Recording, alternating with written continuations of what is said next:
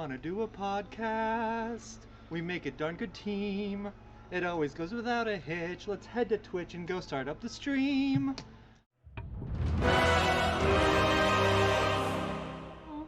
Do you wanna do a podcast? It's the Nerd Glasses Podcast. Let's start now. Hi everyone and welcome to the Nerd Glasses Podcast. Come? All right, I'll do my own bits myself. Oh wait, no silence. We're doing it. Get off the road.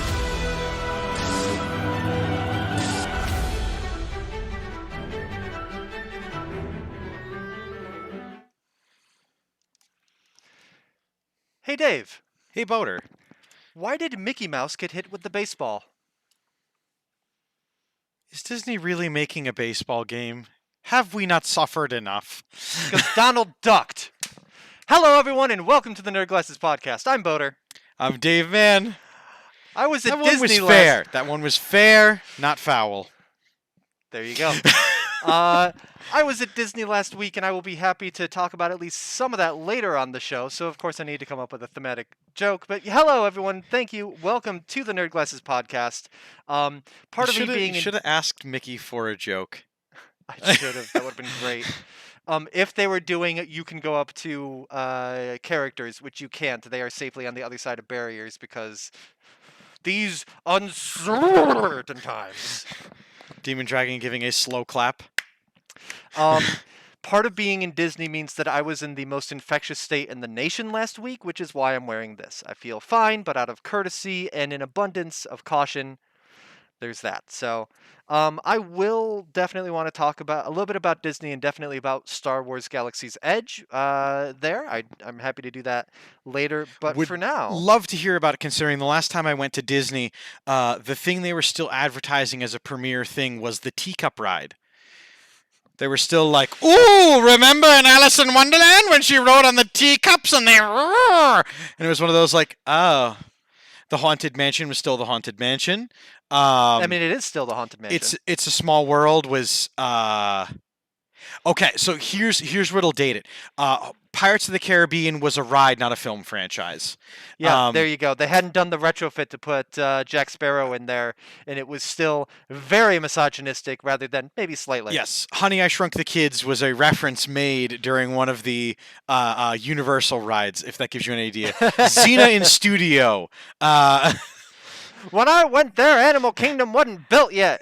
There wasn't a kingdom of animals. They were still being genused and specied. Wow. With the nerd jokes. Wow. With that, everyone. Yeah, okay. Let's at least get our regular features out of the way. Then, yeah, we can keep riffing on Disney in a bit. Then we'll get to news. But really quick, Twitch ban. So, Dave, in addition to me going to Disney last week, what else was a big thing last week outside the world of video games, but still games? Oh, they were put off. Yeah. Some game franchises were released about it. Yup. And damn it all, if you can't just watch all the events in one place, that you couldn't any other year, by the way. But the Olympics, is it not? Yes, indeed, the Olympics. And it is kind of hard to watch the Olympics if you do not have cable to watch NBC or a subscription to Peacock. You need to give NBC your money if you want to watch the Olympics in the States. And some silly goose decided that they could circumvent that with a reaction stream. It's everybody's favorite XQC, banned for streaming the Olympics on Wednesday the 28th. It only lasted about 5 hours, which is odd, but it was like, oh, maybe if I take the stream down immediately afterward. No, he was DMCA'd live. Look, sounded like he needed a break this week and just... No, it was a 5-hour ban. Like, what? He's a big name, so he gets a slap on the wrist. If a small name may not have even been noticed, a medium name, they would have been in Twitch jail for weeks. So yeah, that's what I got. XQC deciding that a dumb idea is actually a smart idea. In other news, water is wet. Water wet and gaming continues. Last week I talked about how excited I was for Ace Attorney, and then I streamed Ace Attorney, which was great. Yeah. And I see why people get into that franchise. It's if you like syndicated television, Monk, CSI, crime Order. drama, things Yeah, like yeah. that. It's literally that. It's a little bit more cultural reference and leaning towards Japan, but I mean, we're nerds here. It's fine. Yeah, yeah. Adjust glasses. It is, yeah, because it's very episodic in nature. It has a similar cast, whatever, and it Yes. might have an overarching season plot line, but it is very much a, monster of the week or case of the week Yes. kind of thing. So that game, I highly recommended it. I paid up and bought it. Yep. But this one, you actually could have already owned it if you bought it on Switch or for PC. Okay. Originally on October 8th for 2020, but the company found such success with it and enjoyed the game so much that it is now, as of the 9th, going to be on the 4, the 5, the 1, and the Series S and X. Wow. It's a game called I Am Dead. Which, who knew that was more than just something that white girls say when they find something funny? Oh my god, I am dead! Sorry, I'm sure the game deserves better than that comparison. So, the game is Hello, Andy. a character called Morris Lupin, a museum curator on an Who is island also a werewolf. that recently died. Okay. He's reunited with the ghost of his dog, Sparky, and he Okay. discovers a disaster is about to befall the island, and they must uncover ancient mysteries to stop the volcano from erupting and saving the island. And to do this, the player uses their ghostly ability to look inside of objects and people to reveal contents and memories to try to build more. Okay. It's weird, but I played the demo of it. It was a lot of fun, and I Nice. just couldn't rationalize getting it for the Switch. But I will be picking up that game just on the idea of it's a puzzle adventure game. It's a lot of fun, and it looks like it's going to be a hoot. That is I Am Dead, out on August 9th for all major consoles. Already out for the PC, so grab it on if you're gaming on it. Hello, Vladdy. Actually, looking at that, the art style slightly reminded me of. Did I talk about playing Elba: A Wilderness Adventure? Because when it came out, I remember saying like, "Oh, that looks really adorable and cute, and something I'm going to want to play." Not that memory serves, but it doesn't mean under the many topics we've Yeah, done. I that did. it didn't. I'll be short about it. I did end up playing that on Brunch with Boater. It took me all of 2 gaming sessions to play it, so it was about a 4-hour game. Which game? Alba, ALBA, A Wilderness Adventure. Yeah, that was a lot of fun. It was cute. You kind of go around and, you're getting petitions to keep the obviously corrupt, hey, look at me, I got money, I'm going to build a luxury hotel on top of your nature preserve. Get petitions to deliver to the mayors to Yeah. stop that. Along the way, you're cataloging and photographing all the different wildlife that you find on the island. And it's just, it was so fun and just so relaxing the whole time. Yeah. The most stressful thing was like, I need an eastern kingfisher. Where's the eastern kingfisher? Kind of thing. I need one to complete the wilderness board over by the rice paddies. That was about as tense as it got. But yeah, it was a really cool kind of chill game for Sunday mornings. So really glad I played that. Following up on something that we'd mentioned earlier. So I don't want to take the whole time talking about it, but shall I talk a little bit about my trip? Please do. I So- mean, you went to the land where dreams are made and potentially Walt Disney's frozen corpse exists. Yeah, so I was in Disney. We're gonna say a week. We flew in Wednesday and flew out Tuesday. I stayed at one of the resorts, Caribbean Beach Resort, Okay. which was really cool because you have the Skyliner that goes straight to Hollywood Studios and to Epcot when it's not thunder and lightning out, which it was almost every night. I'll skip over some of the drama that caused, but did a couple days at Magic Kingdom, did Disney Springs, did each of the individual parks. It was a really great time. It was funny. The first day we did Magic Kingdom, and we were joking with my sister-in-law about, haha, what if we get stuck on It's a Small World? And you know how it's not necessarily stuck, but when they're letting people out of a boat at the station and the boat's back up behind it, we're going up and it just goes, uh-oh, Allie, looks like we got stuck. And she's, like half hysterical laughing, half, I think, in much distress. Please tell me that the little figure just bouncing up and down was right next to them. Unfortunately, because of the way that we do the show here, I'm unable to quickly put photos up on screen, but yes. I took a bunch of photos of her just like, it's just right there. Keep in mind the idea of animatronics uncomfortably close. It's gonna come back. The same thing happened when Just Steph and I went on Pirates of the Caribbean. Oh, haha, it backed up a little bit. That guy's swinging his leg off the battlements. I could just reach up and tickle him a little. But, haha, joking about getting stuck. Fast forward to the last day that we were there. Our flight wouldn't leave until 5, so we didn't have to be in the airport till about 3, which gives us a couple hours to be at the park. And it was a Magic Kingdom day. And we're like, all right, Splash Mountain was closed last time that we were here, like the other day. It's open. We're going to go on Splash Mountain. Go through a 70-minute line, get on Splash Mountain, a little bit of splish. Ooh, going around. Here's all the theming that's going to be going away very soon. Because it's going to be replaced by Princess and the Frog theming, because Song of the South doesn't exist, y'all.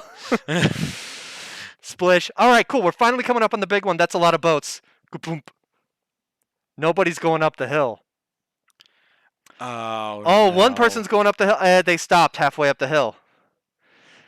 Brer Rabbit's right here saying the same damn thing, being held by Brer Fox. After about 5 minutes, they turned off the sound to the animatronics. Thank you for your patience. Your ride will begin again shortly. Please keep arms and legs inside the vehicle. Your ride will begin again shortly. Power down on Splash Mountain. We need all available cast members to the tower. I got stuck on Splash Mountain with Brer Rabbit. Animatronic turned off, looking into my soul. Took probably about 20 minutes for them to, starting at the top of the hill, working backward, letting people out of the boats, and then finally walking out around backstage, like around the back of the show building kind of thing. We got to tap our magic bands, and they gave us a recovery, which basically lets us skip a line on almost any ride in the park. And they gave us a free bottle of water for our troubles as well, which was the best tasting bottle of water I had at Disney, because every single other one cost about $3.50 or $4. I also think it's good they get rid of Brer Rabbit on rides, because look at what immediately comes up first. Oh yeah.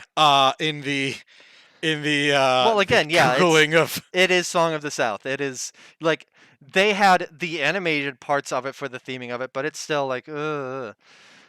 So we ended up skipping a different 70-minute line and going on Haunted Mansion.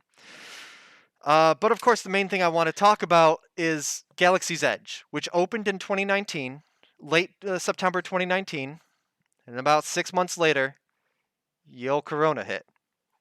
So it had about half a year operating as normal park and then slowly coming back.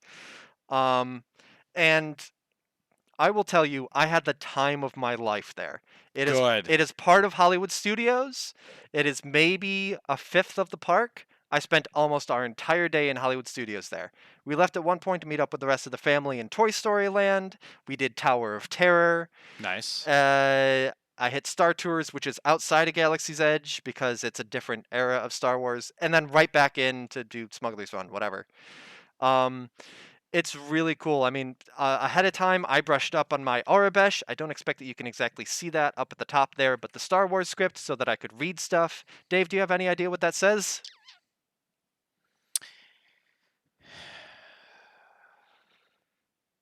Nerd glasses? It says Insane Games TV. I couldn't tell if I was like so it has a third thing which only has 2 characters, but I was like, but maybe the language doesn't necessarily have spatial as a requirement for. It's all letter substitution. There are supposedly separate letters for conjuncted things like TH and SH have their own characters, but nobody actually uses them when writing it out. Yeah. Do you know what the most, like, a lot of the time that there was one, sometimes it would be a big title, other times it would say something in Arabesh and then say it in English with Latin letters below it. Do you know what the most common untranslated thing was? Jedi. Caution. Which is something that I feel should be translated. I took a few different pictures of caution signs that were not translated for the benefit of those who could not read it. That's so good. And yet good that they were able to keep in kayfabe so that like when people eviscerated their leg, they'd be like, newbie. It said it right there. You should have paid attention. We did a ride called Rise of the Resistance, which is like their premier Star Wars ride. It is so popular that there is no line for it. You can't just go up and get in line because the line would be 3 hours long. Mhm. Instead, at 7 in the morning, while you are within roughly 20 miles of the park, so staying at a resort or just someplace nearby, you need to log onto the Disney app and reserve a place in line virtually. Yeah. And when I say 7 in the morning, I mean we were up at 6:50, constantly refreshing 6:59 and 40 seconds, and immediately hit it as soon as it turned to 7 o'clock. I got us boarding group 2, so right as the park opened. But if you don't do that by 7:01, you're not getting on the ride. They open up a few more slots at 1 o'clock. You have to be in the park to do that at that point, but it was worth it. It was a super, like, again, I'm going to use the word immersive, both for Galaxy's Edge in general and for Rise of the Resistance. You're given a mission briefing, you go into a cargo transport, and then like, oh, we're getting captured by a Star Destroyer. I'm sure we're going to go out that other door to the transport. No, same door. While we were flying up to the Star Destroyer, they lowered us into the ground, and I had no idea. It was a lot of fun. Oh, and we also had that thing where it backs up when they're letting people out. We were stuck at the door to an escape pod for about 5 minutes. Finally, the door opens. We go into an escape pod. I knock on the droid's little dome and I say, hey, I appreciate dramatic timing, but you didn't have to wait. And then the escape pod dropped out. It was a really great time. I spent too much money on souvenirs. I built a lightsaber. I bought a pack of Sabacc cards. Some mugs. It was great, and I already can't wait to go back again. So, I will be posting a bunch of pictures on my personal Facebook page. I may also just post a few of my favorites on Twitter, twitter.com/boaterbug, just to share those. If I don't in the next couple days, at me, and I'll do it. So, Sorry, we got a scoop from one of our friends that is very invested in this Activision Blizzard thing, and so I wanted to pull up that information as well yep, as that's fine. as you were talking. But I'm glad to hear that, you know, because when this was fabled, like, oh, they're gonna do, when they bought Star Wars, they're gonna do, you know, all these things. Star Wars Land, yeah. You know, they're gonna do Star Wars Land, and then they started working on Toy Story Land, and everybody was like, yeah. what? Like, you gotta have room for this stuff. Like, But it works so well. Like, good. I mean, it was about a fifth of the park, maybe. But the Imagineers are great at making it seem bigger than it really is. There's a great sense of depth. I took a lot of pictures of the Falcon and the spires going back behind it, the loading bay doors. Plug for a friend of mine's leather shop, Space Flamingos, on Etsy. He made little things to hold the gift cards, the in-universe credit gift cards called Spira, that are little like necklace things.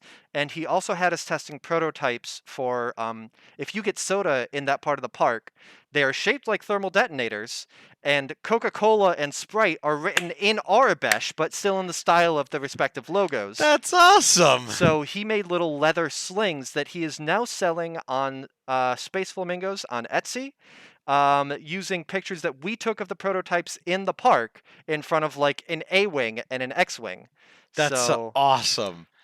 check that out. He makes quality stuff. He also has leather Vax card holders. They do leather wristbands that are inspired by different characters from Star Wars and other nerdy franchises. Absolutely check them out. In fact, if you pick up from here, I will. Oh, no wonder why that was weird. I will try to drop that link in there. Everybody's hustling. Everybody's got a side gig. Everyone has something to sell, as famous.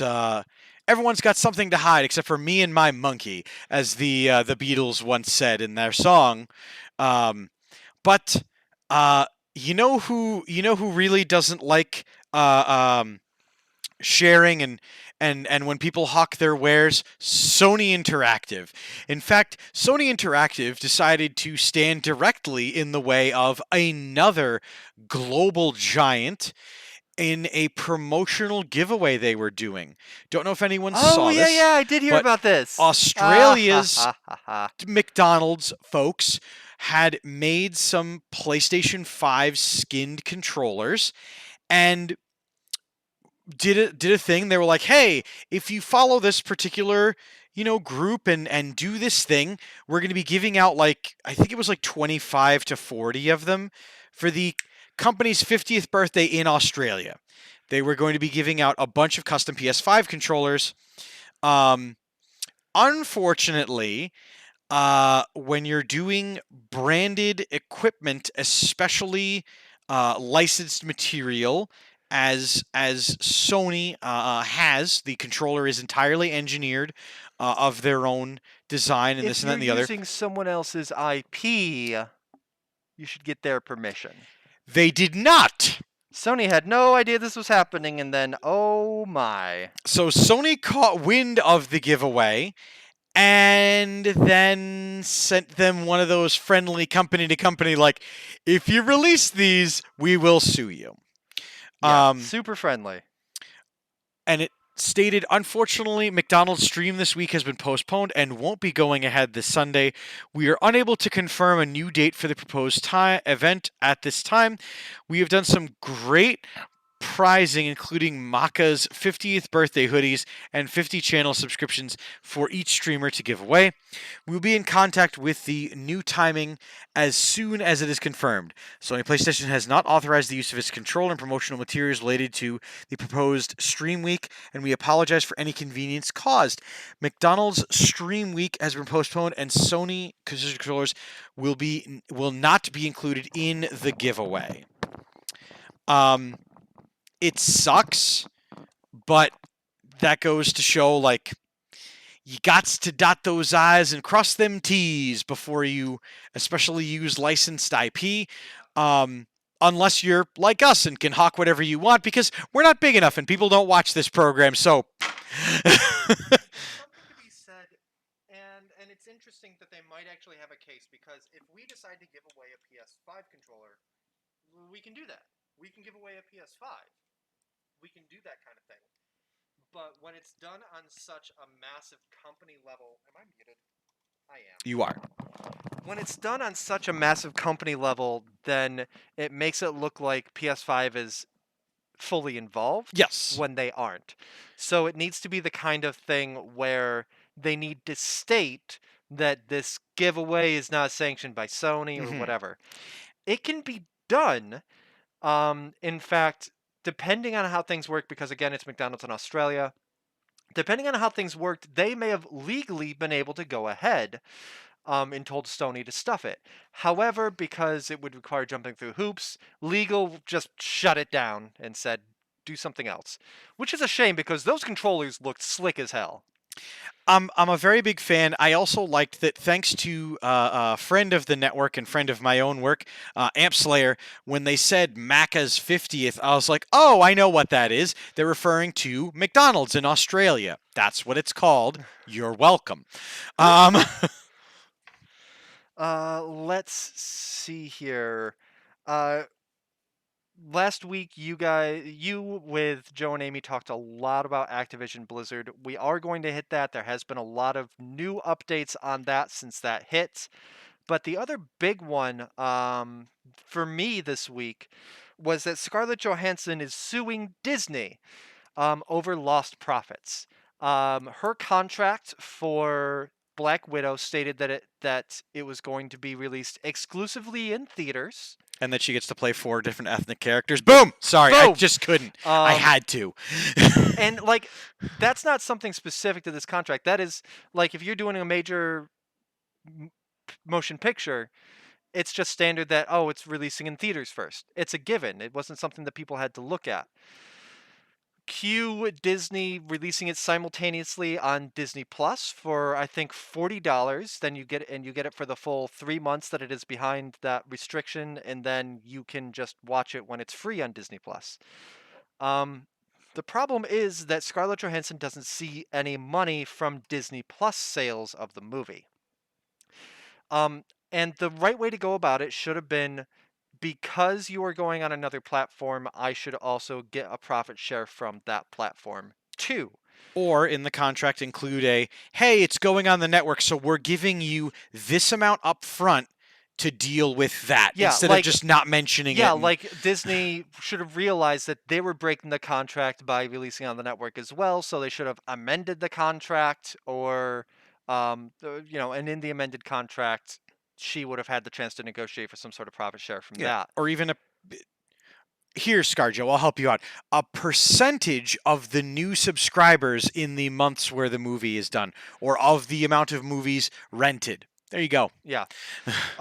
Instead, unfortunately, they both kind of end up looking like jerks, because in the lawsuit it says that, well, clearly we could have waited for all this to blow over, and then it would have been fine to release just in theaters, which, with the Delta variant on the rise, it's not going to blow over anytime soon. Sorry to say, get your fucking shots if you were medically able to do so. If your doctor recommends against you doing it, that's another thing. Tell everyone around you to get their fucking shots. But Disney then came back and was like, oh, look at her not liking this whole streaming thing. We're in the middle of a pandemic, and she's obviously not very sympathetic towards that. So they're just being raging assholes to each other right now as things go. But as it stands, Disney broke contract by releasing it outside of theaters as well as in theaters, and looks really bad for it by not sharing the profits at all with her. Adjacent to that, another Disney movie that came out this past weekend was Jungle Cruise, and because this is news, a reporter asked Dwayne Johnson if he's going to be looking to get recompense for lost box office sales via Disney Plus. He demurred. He was like, no, it's fine, it's fine. But Emily Blunt, who was also in that movie, was apparently in the background going, that's a good idea. I might want to get in on that.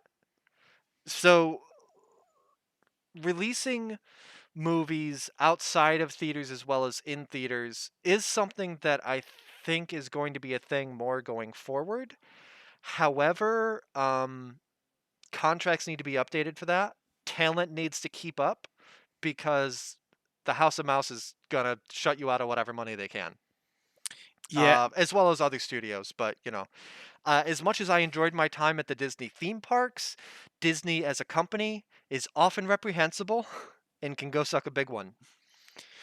I know WWE, when they switched from doing pay-per-views to this broadcasting on the network thing, wrestlers used to get paid on a per buy basis. Mm-hmm. The pay-per-view did this amount of buys, you get this percentage. Some wrestlers, just their pay for that event would be 20% of the gross total. Yeah. And things like that. And so, the WWE wrestlers had to renegotiate contracts and this and that and the other. So Disney might be looking into that, because on a larger scale, that was one of the first. I mean, HBO and HBO Max, but they don't really do cinematic releases otherwise, in my experience. If there is, list them in chat. This past year, Disney has maybe been the one making headlines with it. But again, I mentioned Peacock with the Olympics. I think that they've done a couple of movie releases on there. Again, HBO Max is a big one. There are others that are doing it. I don't know off the top of my head what those contracts with the talent looks like, and most likely we will never see until someone speaks up and says the shit's wrong and needs fixing. Otherwise, everyone's happy and shuts up about it, and it's confidential. So Get your shots, people. I want to see Dune in theaters this October without risking my life. Do it at a Regal where the seats are all 6 feet apart anyway. And I know that you have your shot. Wear a mask. Just If you can do it at one of those very distant things, you should be okay. Or they'll just shut down theaters because people aren't getting their shots. And dang it, get your shots! Get poked. Now, Boater, you know that that's not the time to use that right now. But you know what it is time for? If you live in Japan, it's time for you to potentially win a life-size model of the famous bike from Pokemon's Red and Blue. I'm going to regret asking this. What makes the bike from the first generation of Pokemon games so special?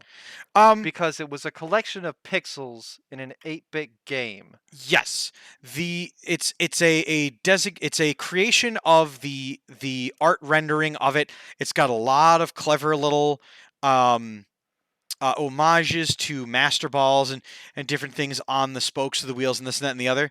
It's not necessarily, oh haha, it's the bike from Red and Blue.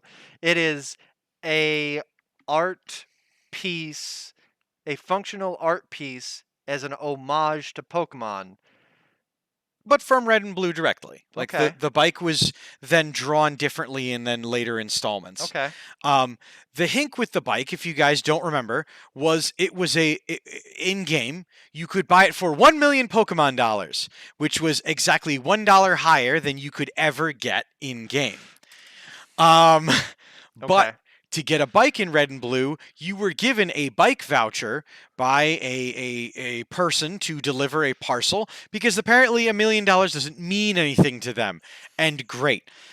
But the trick is that it is a giveaway that is only in Japan. So us can't win the bike. You won't see it here in the Insane Games TV studio. Hold on, I know somebody who lives in Japan. All you need to do is follow a particular @PokeTimes and use the hashtag, which is translated to Pokemon's million yen bicycle. It looks like a lot from the. It looks really cute. Yeah, it's neat. From Okay, so I where see it's the art there. placed, from where it's placed, it looks like it could be functional, but it is really more designed to be a conversation piece rather than a functional thing. I can imagine someone trying to ride it like a functional bike and then getting run over by a garbage truck or something. Oopsie doodles. Demon Dragon pointing out correctly that Kong versus Godzilla was released in theaters and HBO Max. So again, kind of yes. wonder what the talent had going on with the profit there. If HBO was wisely like, hey, you're going to get some of this as though it were box office cut. I do wonder what Godzilla's contract looked like. I bet it was big. Yes. Yes. Printed on sheets of A1. Printed on sheets of A1, and Kong's definitely smelt a bit of banana. Before we get into the heavy-hitting topic, I did want to go over something interesting on the Sony front, which is that thereabouts in a month ago, they announced that they had acquired the studio Nixies in their press release to further elevate PlayStation exclusive titles. Okay. They are looking to add a studio to do a better job of converting PlayStation exclusive titles to port them on PC.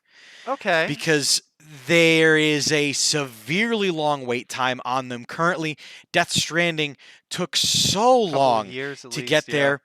And I have a feeling that there are some titles that are still in the works, and Nixies has some experience with it. And I greatly look forward to seeing what that does. Perhaps we'll even start seeing some within a 3-month window of release on PlayStation 2 PC. Yeah. I'm not going to say they're going to get day one releases done, but I mean, more power to them, and they have the experience to do so. By the next major release window, maybe. Oh, hey, the game came out Christmas, so we'll make sure that this is out by spring. Yes. This is out for summer. We'll make sure this is done by holiday. And here's hoping that they can accomplish that. But the elephant in the room, and a story that we talked about at length last week. And I was really grateful to Joe and Amy of Geek for All, and Rafe Wolf, CJ Playmaker, and everyone, and Anti-Claus Prime, everyone who participated in that discussion last week, because we are the gaming community, and this, we don't work for Activision Blizzard, Nope. but we sure as shit do support their IPs. Yeah, we are like at this point. I don't know how much you talked about like going forward. I'm looking forward to Diablo 2 remastered, whatever they're resurrected. But if they don't make really substantial change, I'm probably going to be holding off on getting it. Same with Diablo 4. Yeah. That On ahead. air, I removed all of my references to Activision Oh, I Blizzard see that. IPs off of my set. I see that. And I have talked to the community about, we're not going to be streaming Warzone. I'm not going to be streaming Tony Hawk's Pro Skater. I'm not going to be streaming Overwatch, which hurts because I love that game. Yeah. But I got a Ubisoft not okay game for me lined up personally. tonight. I got a Ubisoft game lined up for tonight. I don't know. Again, the way I'm looking at it is, they're right now under a microscope. They're getting looked at. They have people to answer to that aren't within their board, and Yeah. so to make a splash and to make an effect, do it now while the rest of the world is looking at it. Yeah, that's fair. So that's my personal stance on it, yeah. and just I went at length at it. Make sure to check out the VOD. So But when some new we things talk- have happened. Yeah, so when we talk about it, like, first off, it's Activision Blizzard because it is that merger of the two companies, whatever. And we can talk about Blizzard separately within Activision Blizzard. In fact, I do kind of want to hit that one first. I saw you had another tab open. Today, they announced that J. Allen Brack, who is the head of Blizzard, would be resigning. Moving on to other opportunities. At no point did they mention why he was resigning or if there would be any repercussions, but more or less, he's getting out and might be getting some sort of golden parachute along the way. We'll see. Almost assuredly, because he's I don't think he personally has been implicated, but in that general, you are that high up in the company, you had to know some of this was going on. And he's like, whoops, I'm out. But what I was very interested in was who's replacing him. I don't know how much you looked into those. I didn't look into the personages themselves, but I do know they are doing a co-led studio leadership, but yeah, they are not giving these folks official titles and this and that and the other as it stands as of press time. As of this moment, they are not saying they are being promoted to or put into this particular position, but that they are taking over leadership of Blizzard. Those people are Mike Ibarra. I may have mispronounced his name. He joined in 2019 as the Executive Vice President and General Manager of Platform and Technology. Ring, ring. Yeah, it's ringing during the program. Boater, please continue as I go get the phone to go hang up on him. Sure thing. Before going to Blizzard, Mike Ibarra worked at Xbox. He did a lot of things with the Xbox brand. And then Jen O'Neill was the other one. She is the Vice President of Development. And prior to Vicarious Visions being merged into Blizzard or bought by Blizzard, I forget exactly how that happened, she was the head of Vicarious Visions. And we have had nothing bad to say about Vicarious Visions, and I hope that she's able to take that kind of smaller studio lack of corruption, hopefully. Both of them are relatively new to Blizzard, so the hope is that they haven't been absorbed by any of this frat bro culture that the lawsuit is alleging against. And hopefully with the combined 30 years that they bring to it, they're able to take the wheel at the good ship Blizzard and do something about that. Because God knows the Activision half has not been productive at all.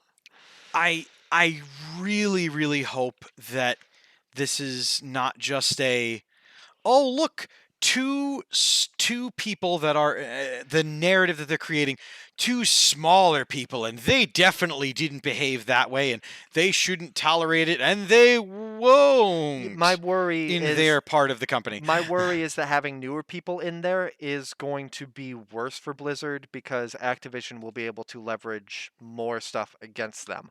But hopefully that's not the case.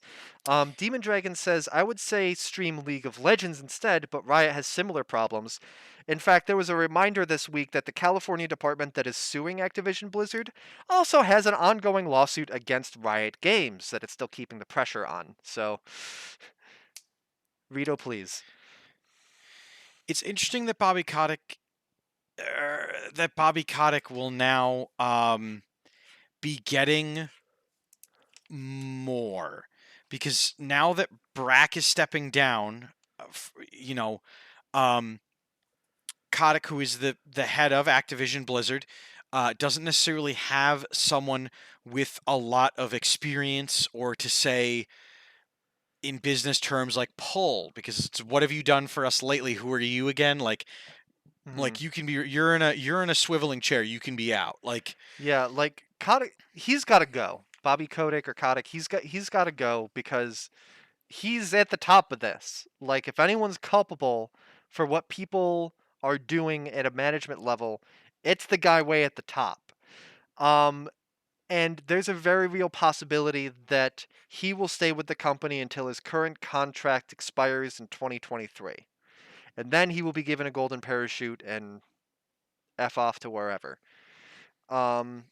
I hope that's not the case. But oh boy, there's going really quick. Fran Townsend, who is the VP of Corporate Affairs at Activision Blizzard. She started earlier this year. She comes to Blizzard with a lot of experience working for the Bush administration as assistant to the president for Homeland Security and Counterterrorism, where she was like, torture's a good thing.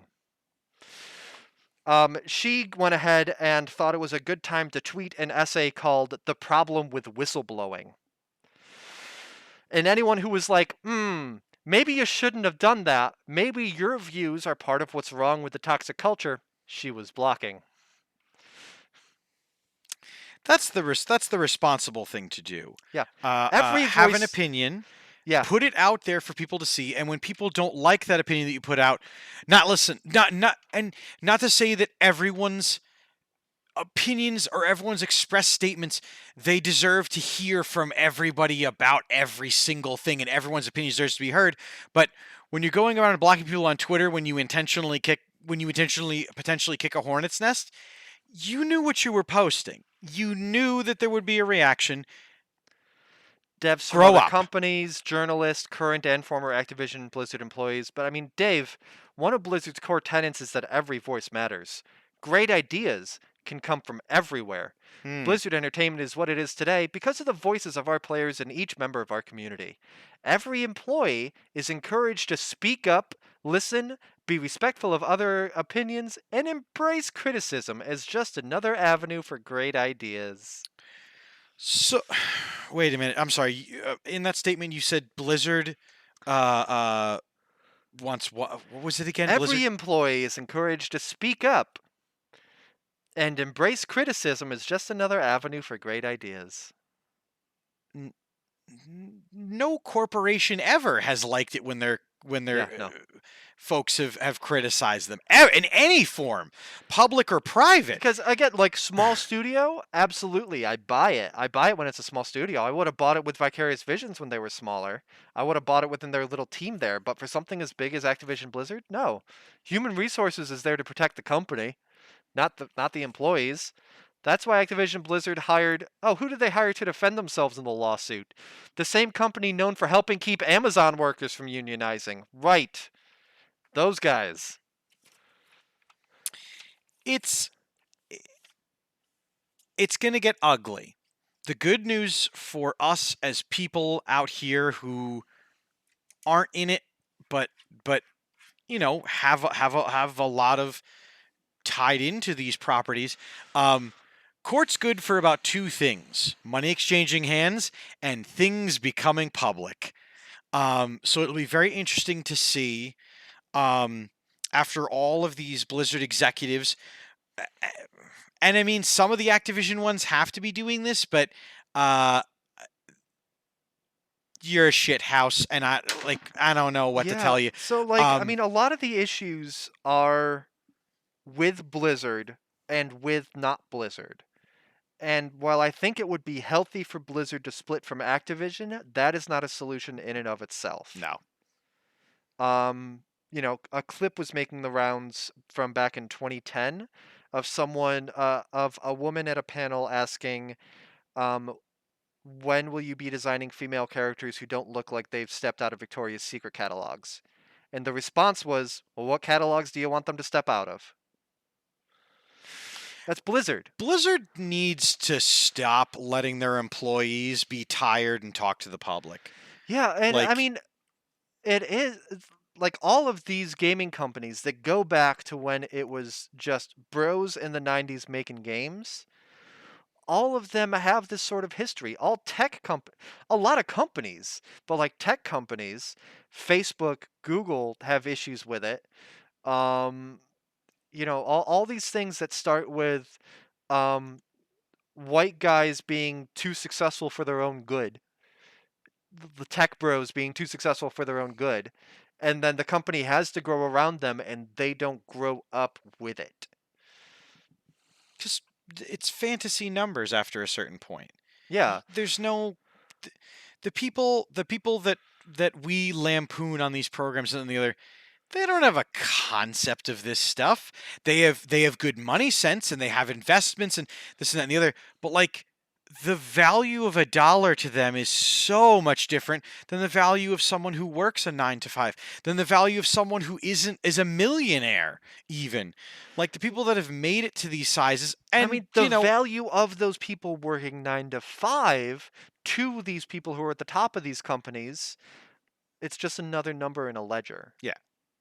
And that's a lot of why a lot of these disputes and things happen, because column A wants to be bigger. Well, we can't make column A bigger. We have to take money out of column B and this other.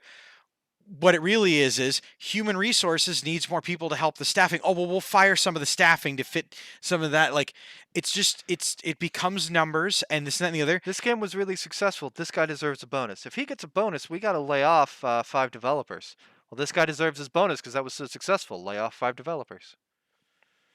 The issue has always been, and especially in cases of tech startups and things like that, where they suddenly have this pie, and it's worth this amount, but that's what you have. You can't, you can extend it to other markets and there you can get a second pie, but again, you can only give away and play with what you have that's yours, and so companies will do anything and everything to make sure that those bigger slices stay with them, as they should.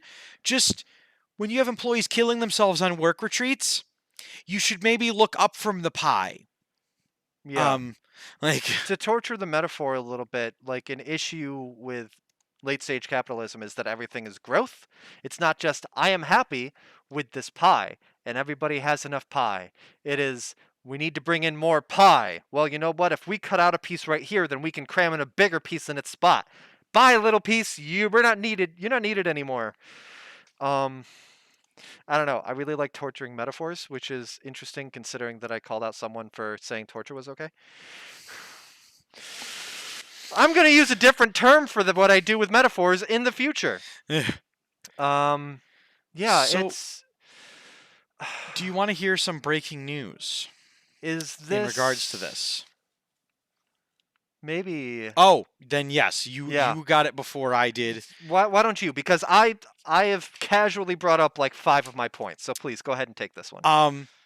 As we know, this whole rise and the dander getting up and everything, and nobody's like me getting up in arms about it, was raised by the fact that the state of California investigated Activision Blizzard as a company and found many things that the state of California find actionable in the court of law.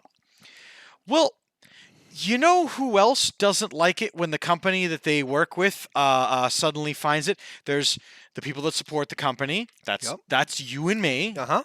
Uh, the workers in the company, That's the employees who did the walkout last week. the management that have been sending out really pithy memos that don't really cover anything. Yeah, I really like that there was the one that was like, this isn't a problem, and then Kotick like, this is a problem. We'll totally get on that. But you know who has the biggest voice, especially today? The shareholders. And as of The people who say, I'm going to give you $1 so you can make me $1.05. Why do I only have 70 cents with you now? the people whose fat portfolios have now been affected by this, once again, if you stop streaming the games, if you stop tweeting about them, if you stop streaming them and all these things, They stock feel it. goes down and the They feel it shareholders in their see that. Yeah, so like stock goes down when number one, everyone looks at a company and says, oh, you're doing the naughty. But again, it also goes down when the market turns against it, when people aren't buying Actiblizz games, when people aren't giving them that publicity.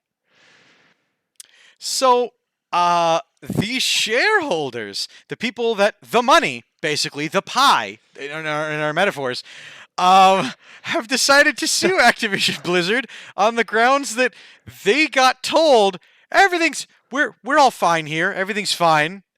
How are you? Like, and now they're like, who is this? What's your operating number? and exactly, and now they've realized this was a boring conversation anyway, but that they're coming for them, and Nerds. so boy, are Activision Blizzard's lawyers going to be busy, and it's going to be fascinating to see a lawsuit claiming that the company made false and misleading statements to shareholders, because that's who's important. The shareholders, when you lie to them about stuff. But the thing is, so many times when people are awful and should morally have been flogged, tarred, feathered, whatever, they only get in trouble when something happens in the financial sector. So like all of the I'm going to say all the accusations against Donald Trump, all the sexual harassment stuff, whatever, like stuff didn't get really actionable against him until he started doing really bad financial stuff. And like there's a lot more investigations into his finances than anything else. And there's other examples, probably better examples, but unfortunately that's the one that comes to mind. Like if you screw over the white collar financial sector, you're stupid, because they can and they will hang you out to dry. So by all means, keep piling the lawsuits on Activision Blizzard. Keep it coming, Wall Street. I mean, Auntie, you can say, money sadly rules the world, but at the same point, now, especially these days, that things are becoming clearer as to what will, what won't, what can, what can't, and what people are willing to get up in arms about. Prolonged, you can see where these things can be targeted at, who can be approached in these things. And now that, it has become very apparent that money has always been the driving force in everything. Let's be entirely honest. If you don't have money, you don't turn the lights on, you don't have a thing. But Welcome to America. if money is the thing that Or is what's going to capitalist get society in general. what we need, what people think, what happens to us around. Well, back in the day, people used to stand in front of businesses and picket and these things, and it was 100% effective. You would have workers walk out, but companies would not function without them. Then companies found out that they could hire, as they are called, scabs, who would break the picket line and go in and do the work for the people, while the union or these ununionized workers would strike and things like that. Now that it'll be interesting to see how companies and gathered folks that are infinitely more intelligent and more articulate than myself are going to use that knowledge to fight. Everything is public perception. And that really does, especially for Wall Street and things, public perception is 100% of your value. So, Dave, a few weeks ago, we sat back and we said, hey, remember the good old days of trust busting and monopoly busting? How long do we think it's going to be until some of these monopolies are broken up?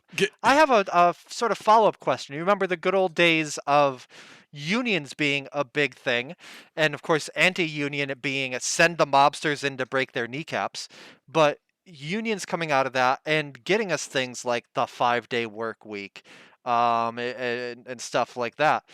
When How long do you think it'll be until we see the fruits of that? Because I think between things like this, where more companies are being held accountable for the terrible way that they treat their workers, and with the agency that a lot of employers are getting because of COVID-19, um, because minimum wages are going up, because work at home is shown to be viable even when companies don't want it to be, and because like dis- despite things, it is pretty easy to find a job. Like there's a lot of jobs out there, um, and there's a lot of companies that don't want to pay enough, and Olive Garden in Queensbury had to shut down because they didn't have enough staff, because they're not willing to pay enough. What point do you think that we're going to see another big wave of, if not union, then at least pro-worker things that are going to make a societal shift? I'm hoping sooner rather than later. But as someone that does work and is a member of a large union, um, I can tell you that they're really complacent in a lot of things, and that I can tell you that I personally have under the watch of my union, been treated and ostracized and other such things, and the union met with me, and then went, "Oh yeah, you're not doing anything wrong," and it's like, okay, great, but that doesn't fix the issue. But to get back to your I will say that while I think that unions in general are a great thing, there are a lot of long-standing tenured unions who have lost their way, that exist for the sake of the union rather than for the workers. for the prestige and the people get to wear a badge Yes. and they get to go to the dinners and they get to sit around and drink together and tell people how they feel about these things. And so it's not just ununionized industries that have come up since then that should get unionized, but Yeah. also rebuilding the unions in those industries that have been Yes. long unionized. But that wave.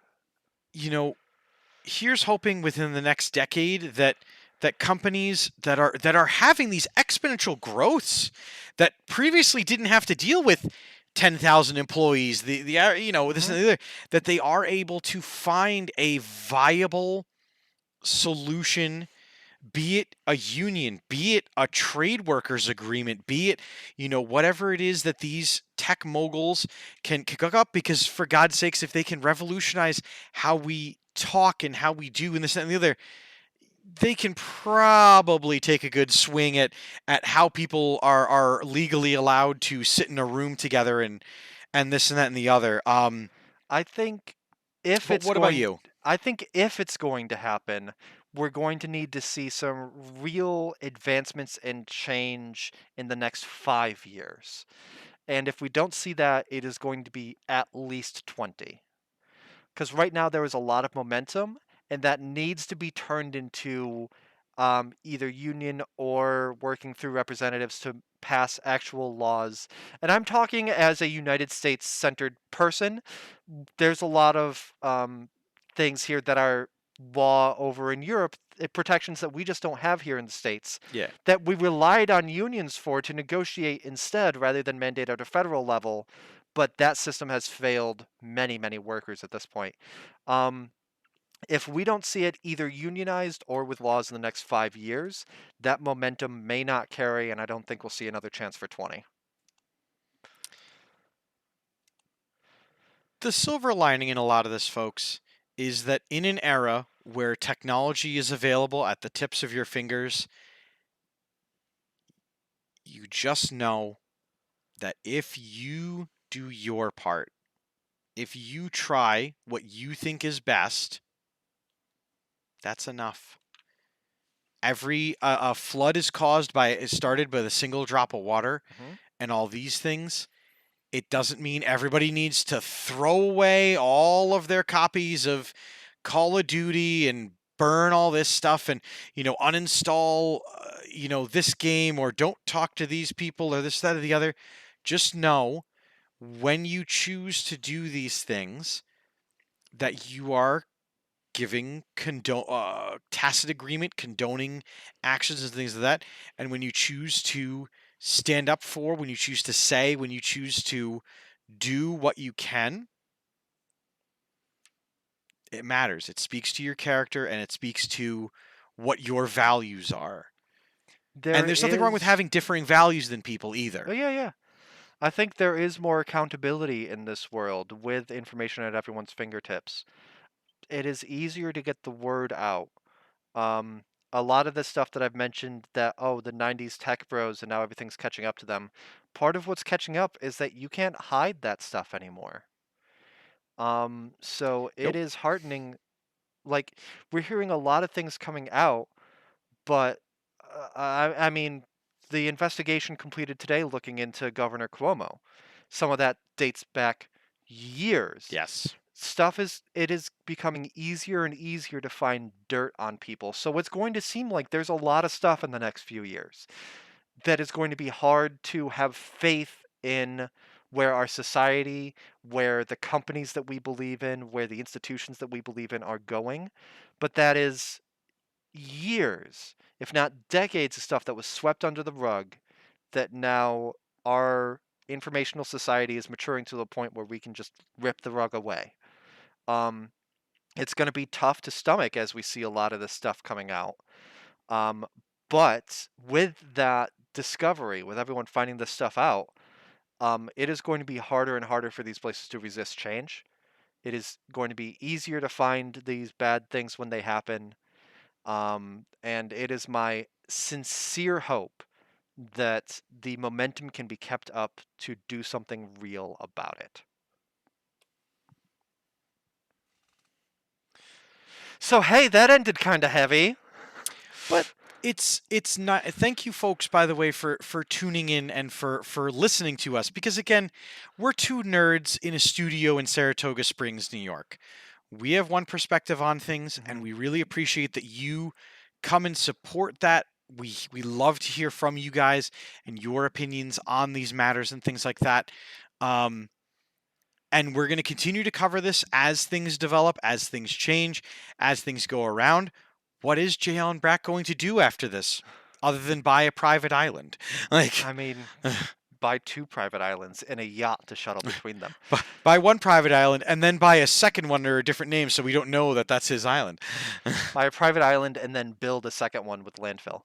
I will say, actually, if I may end this on a completely different topic, if I may end this show on Yeah. this episode on a different topic, a lot of you may know that I've been working on a short film for the past 4 years called Breakdown at 238 Hypatia. I wrote it in 2017. I shot it with a great talented group of people, including Dave, in 2018.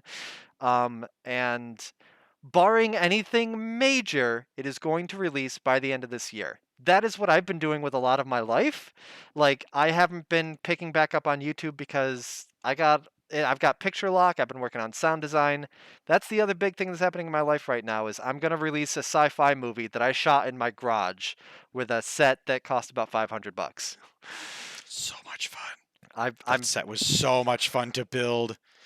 I'm just buy a private island in space. Read that with it. Oh, sorry. Buy a private island in space. Oh my god. Yeah, it's I'm excited for movie I'm working on. Everyone, there's personal news. Hopefully pretty soon I'll have the chance to release like a trailer of it. Show that right here on Nerd Glasses. It'll be a good time. I can't release this information that was just texted to me, but just read the first sentence in that text message. Just know, folks. There's good news happening all around you. Yes, there's good news happening all around. Streaming communities, broadcasting communities, public figures on various social medias and things like that. You do well just to play nice in the playpen. And I promise you right now, I will not milkshake duck. So, read that with Tim Curry's inflection. Yeah, that was the in space. Yes. Poor, that, by the way, the hallmark on that whole thing is he had that whole monologue about escaping capitalism in space, and Bezos and Branson have just ruined poor Tim Curry's escape from capitalism. I say I've never played that game, but at one point I sat down and I just watched all the cutscenes with Tim Curry in it, and it was fantastic. It was one of the best 25 minutes of my life. I bought a game purely because John Cleese did a similar thing. Not as much clippable, but just in a pretty meh first-person shooter, having John Cleese be the Q character, being like, "Well, you really biffed it this time." Yeah, that was Command and Conquer Red Alert 3, I think is. Yes. It also has George Takei in it. Because what doesn't George Takei show up in? Someone's like, "Hey, could you?" He's like, "Yeah, why not?" Unfortunately, we will be putting Death Stranding until next week because coming up in just a moment, we have the Citadel's return after a 2-week hiatus. What are we playing on the Citadel? We are going to be playing Prince of Persia 2008. Again, a Ubisoft game, but they're not the ones in hot water, and they are currently working on their reckoning, so yeah. Save your voices for the fights that you can fight at the moment, and just always remember when there are still fights to be had later. Yeah, so that should be a good time. I'll do maybe 4 more sections tonight. Not go too long, but should be a good time. Maybe complete 1 more of the kind of big areas. So make sure that you are here for that. Of course, what happens is we go offline. In under 5 minutes, we take all this and go 6 feet that way and restart the 10-minute countdown for the Citadel. So I hope to see you right there. Make sure that you're following. And of course, make sure you're following for the awesome programs that we've got on the channel right here at Insane Games TV. And at the very least, we hope to see you next week, Tuesday at 7 o'clock p.m. Eastern for the Nerd Glasses podcast. For all of us here at Insane Games TV, I've been Boater. I've been Dave Mann. And we'll see you next time. Bye, everybody.